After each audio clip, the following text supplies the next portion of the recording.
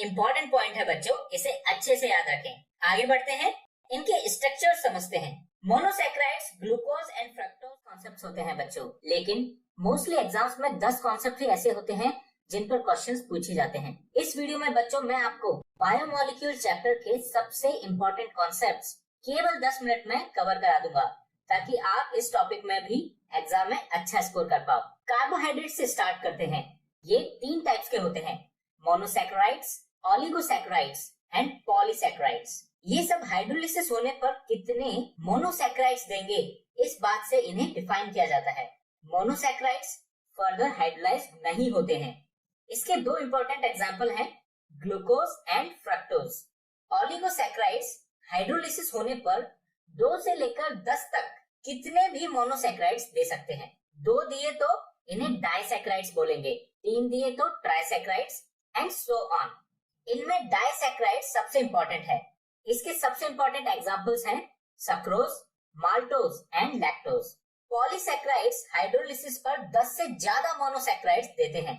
इनके सबसे important examples हैं स्टार्च, सेलुलोज एंड ग्लाइकोजन। इनमें से पॉलीसैकेराइड्स टेस्ट में स्वीट नहीं होते हैं, इसलिए इन्हें नॉन शुगर कहा जाता है। बाकी सभी स्वीट टेस्ट होते हैं एंड शुगर कैटेगरी में आते हैं। अच्छा, एक बात और ध्यान रखनी है बच्चों, if sugar reduces Fehling solution or Tollens reagent, then they are called reducing sugar. All monosaccharides and disaccharides except sucrose reducing sugar होते हैं। sucrose एक non reducing sugar है। ये एक इम्पोर्टेंट पॉइंट है बच्चों, इसे अच्छे से याद रखें। आगे बढ़ते हैं, इनके स्ट्रक्चर समझते हैं। मोनोसैकेराइड्स, ग्लूकोज एंड फ्रक्टोज से स्टार्ट करते हैं। स्क्रीन पर आपको दोनों के स्ट्रक्चर्स दिखा रखे हैं। दोनों का ही फॉर्मूला C6H12O6 होता है।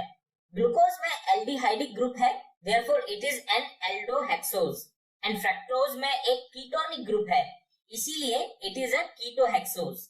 दोनों ही का कॉन्फ़िगरेशन कैपिटल D है। कैपिटल D के अलावा एक कॉन्फ़िगरेशन कैपिटल L भी होता है।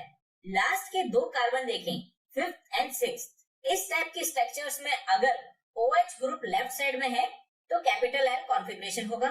ये याद रखना बहुत आसान भी है बच्चों, क्योंकि left start with L, so capital L configuration में OH लेफ्ट में आएगा। और अगर OH ग्रुप राइट साइड में है तो कॉन्फ़िगरेशन कैपिटल D होगा।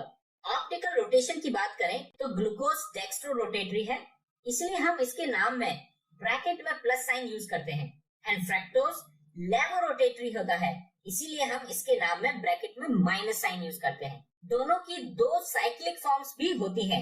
इनमें 5th कार्बन का OH ग्लूकोज के केस में CHO ग्रुप में ऐड होकर एक 6 मेंबर्ड रिंग बनाता है, जिसे पायरेनोज कहते हैं। वहीं फ्रक्टोज के केस में 5th कार्बन का OH CO ग्रुप में ऐड होता है और एक 5 मेंबर्ड रिंग बनाता है, जिसे फ्यूरेनोज कहते हैं। दोनों की cyclic form alpha and beta form में एग्जिस्ट करती है। अब बात करते हैं बच्चों डाइसैकेराइड्स की। इनके स्ट्रक्चर में 2 मोनोसैकेराइड्स यूनिट्स के बीच में एक ऑक्सीजन एटम लिंक रहता है। इस लिंक को ग्लाइकोसिडिक लिंक कहते हैं। स्क्रीन पर बच्चों आपको सक्रोज का डायग्राम दिया गया है। ये alpha D glucose and beta D fructose के लिंकेज से बनता है। एक बात इंपॉर्टेंट ये है कि जब सक्रोज का हाइड्रोलिसिस करते हैं तब सक्रोज का डेक्स्ट्रो रोटेटरी नेचर लेवो रोटेटरी मिक्सचर में कन्वर्ट हो जाता है। ऐसे साइन चेंज प्रोडक्ट को हम इन्वर्ट शुगर कहते हैं। पॉलीसैकेराइड्स में बहुत सारे मोनोसैकेराइड्स यूनिट्स ग्लाइकोसिडिक लिंकेज से जुड़े होते हैं। स्टार्च की बात करें तो ये अल्फा ग्लूकोज का पॉलीमर होता है। इसके 2 कंपोनेंट्स होते हैं, ये आप ध्यान से सुनिए बच्चों, एमिलोज एंड एमिलोपैक्टिन। स्टार्च में अराउंड 20% एमिलोज स्ट्रक्चर होता है और 80% एमिलोपैक्टिन। एमिलोज वाटर सॉल्युबल होता है और एमिलोपैक्टिन वाटर इनसॉल्युबल। स्ट्रक्चर इनका लगभग सिमिलर है, बस एक डिफरेंस होता है। एमिलोज अल्फा डी ग्लूकोज के C1 एंड C4 कार्बन पर ग्लाइकोसिडिक लिंकेज से बनता है। ये कंटिन्यूअस चेन होती है बच्चों। वहीं एमिलोपैक्टिन, इसके अंदर C1 एंड C4 लिंक तो होता ही है, उसके अलावा C1 एंड C6 कार्बन के बीच में ब्रांचिंग भी होती है, जैसा कि आप डायग्राम में देख सकते हैं। बच्चों अब बात करते हैं प्रोटीन्स की। प्रोटीन्स कई अल्फा एमिनो एसिड से मिलकर बनते हैं। Amino acids contains both amino group and carboxyl group. Alpha amino acids में amino and carboxyl carboxyl group दोनों सेम कार्बन पर अटैच होते हैं।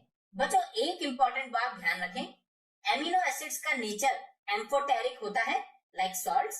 दे can react with both acids and bases. अगर एमिनो एसिड्स में एमिनो ग्रुप्स ज्यादा है तो उनका नेचर बेसिक होगा, कार्बोक्सिल ग्रुप ज्यादा है तो एसिडिक होगा, और दोनों ग्रुप इक्वल नंबर में है तो न्यूट्रल नेचर होगा। जो एमिनो एसिड्स हमारी बॉडी में बनते हैं उन्हें नॉन एसेंशियल एमिनो एसिड्स कहते हैं, for example glycine and alanine. वहीं जो एमिनो एसिड्स हमारी बॉडी में नहीं बनते और हमें डाइट्स के थ्रू इन्हें लेना होता है उन्हें एसेंशियल एमिनो एसिड्स कहते हैं, जैसे ल्यूसाइन एंड वेलाइन। दो alpha amino acids peptide linkage से कनेक्टेड होते हैं। पेप्टाइड लिंकेज में amino group and carboxyl group combine होते हैं। स्क्रीन पर आपको ग्लाइसिन एंड एलेनाइन का पेप्टाइड लिंकेज दिखाया गया है। यह एक डाइपेप्टाइड एमिनो एसिड है क्योंकि ये दो अलग एमिनो एसिड से मिलकर बना है। सिमिलरली पॉलीपेप्टाइड एमिनो एसिड्स वो होते हैं जिनमें 10 से ज्यादा डिफरेंट एमिनो एसिड्स होते हैं। एमिनो एसिड्स के बारे में सारी बातें हो गई, अब हम प्रोटीन्स पर आते हैं। प्रोटीन का स्ट्रक्चर 4 लेवल में समझा जा सकता है। प्राइमरी लेवल में पॉलीपेप्टाइड चेन्स के अंदर एमिनो एसिड्स किस सीक्वेंस में लिंक्ड हैं इसकी जानकारी मिलती है। सेकेंडरी लेवल उस पॉलीपेप्टाइड चेन्स की शेप की जानकारी देता है। शेप्स दो तरह से हो सकती हैं बच्चों, alpha helix and beta pleated sheet. Alpha helix structure में पॉलीपेप्टाइड चेन्स ट्विस्टेड रहती हैं in the form of A helix, जैसे कि डायग्राम में दिखाया गया है। इसमें NH ग्रुप अपने एडजेसेंट CO ग्रुप के साथ हाइड्रोजन बॉन्ड से जुड़ा होता है। ये बॉन्ड्स हेलिक्स स्ट्रक्चर को स्टेबलाइज करते हैं। वहीं बीटा प्लीटेड शीट स्ट्रक्चर में सभी पेप्टाइड चेन्स एक दूसरे की साइड में रहती हैं, parallel to each other, and ये चेन्स इंटरमॉलिक्यूलर हाइड्रोजन बॉन्ड के थ्रू एक दूसरे से जुड़ी रहती हैं। टर्शियरी स्ट्रक्चर में ये चेन्स फर्दर कैसे फोल्ड होती हैं इसका पता चलता है। फाइब्रस एंड ग्लोबुलर स्ट्रक्चर्स इसी कैटेगरी में आते हैं। फाइब्रस प्रोटीन्स में पॉलीपेप्टाइड की चेन्स एक दूसरे के पैरेलल होती हैं और एक दूसरे के साथ hydrogen bond and disulphide bond से जुड़ी रहती हैं। एग्जाम्पल है केराटिन एंड मायोसिन।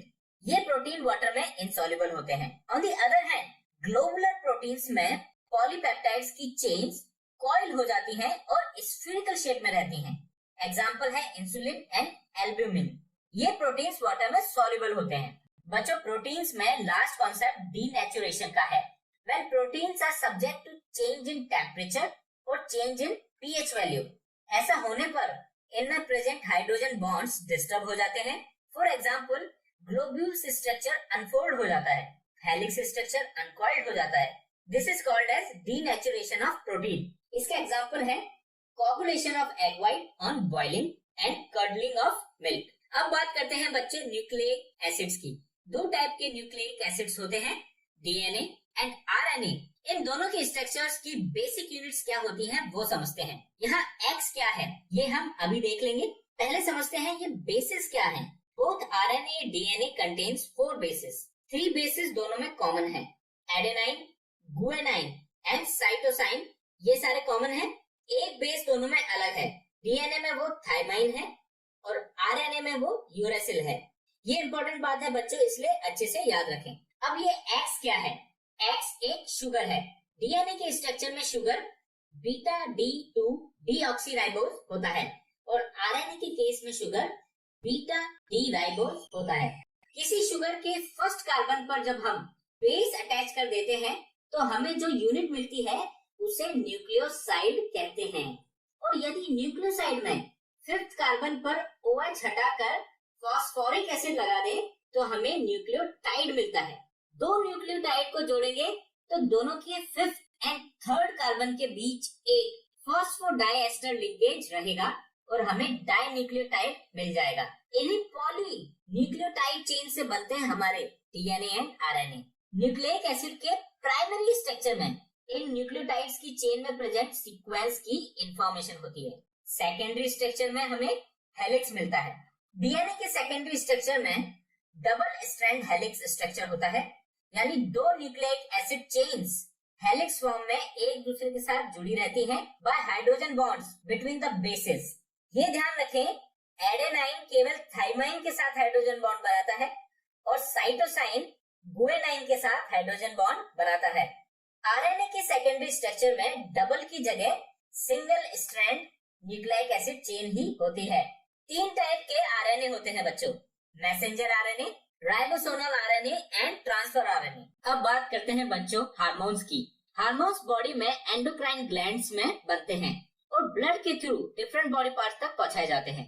ये 3 टाइप्स के होते हैं, steroids based, for example estrogens and androgens. Second है polypeptide based, for example insulin and endorphins. And third type है amino acid derivative based, for example epinephrine and norepinephrine. कुछ important hormones, उनके sources and उनके functions इस table में मैंने आपको summarise किया है, बच्चों इन्हें याद रखना है। विटामिन की बात करें तो 2 टाइप के विटामिन होते हैं, fat soluble vitamin and water soluble vitamin. Fat soluble vitamin water में इनसॉल्युबल होते हैं and they are stored in liver and adipose tissues. Vitamin A, D, E and K fat soluble vitamin है। B group vitamin and vitamin C water soluble हैं और इन्हें हमें through diet regularly supply करना चाहिए, as they are readily excreted in urine and cannot be stored in our body. Only exception is B12 vitamin which can be stored in our body for several years. Important vitamin के नाम, sources and उनकी कमी से कौन सी disease होती है, उनका नाम इस टेबल में दिया गया है, इसे जरूर याद कर लें। तो बच्चों आई होप अब आप बायोमोलिक्यूल टॉपिक में कंफर्टेबल हो गए हैं। अगर नहीं हुए हैं तो एक बार फिर इस वीडियो को जरूर देखें एंड आई एम 100% श्योर अब आप इस टॉपिक में एग्जाम में अच्छा परफॉर्म करेंगे। Best of luck for your exam.